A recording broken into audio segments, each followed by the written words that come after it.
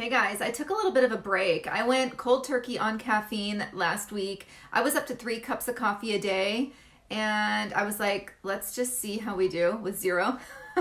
Let's just say I was grumpy and I had 0 energy to put towards this. So anyways, I'm back. Still not drinking coffee. Feel good.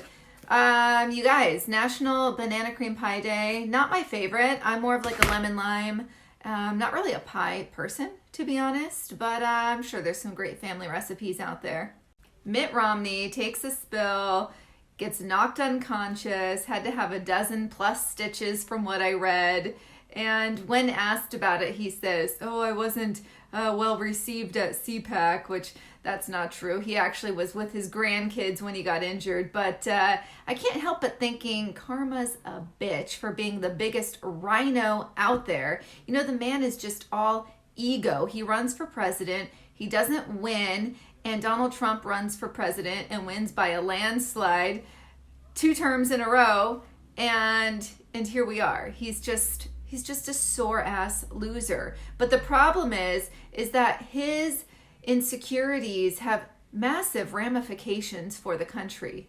In Portland, Oregon, homicide numbers are trending to beat the record, which was in 1987. In the 80s, there was a ton of gang activity here in Portland, and that has increased year over year, especially over the past 2 years. And actually, so far in 2021, we are at half of what we saw in 2020, which was already a large increase. What I think about is I think about the fact that the leaders in the Portland area, they do not hold criminals accountable. And actually, one of the big hits was following George Floyd's passing. They defunded all of these police departments. Well, Portland was one of them, and they actually got rid of the gang team. They have since found that that is not a good move, and they are putting in place some type of gun violence team. But, we went almost a year without, I shouldn't say that, more like 6 months without the gang team, and everything is just skyrocketed. So, the defunding of police, when are people going to learn? That doesn't work. It doesn't work. An epidemiologist in Sweden was doing COVID-19 research. He shared his findings and was harassed, and he has since quit his COVID-19 research. His findings were that the ability for a child to pick up COVID-19 and then pass it along to adults was very, very, very low. They didn't like this. We have to think about why. The why behind it. They want us to stay down and suppressed, right? If you have the kids at home, not in schools, it's a major stressor for the family and for the child.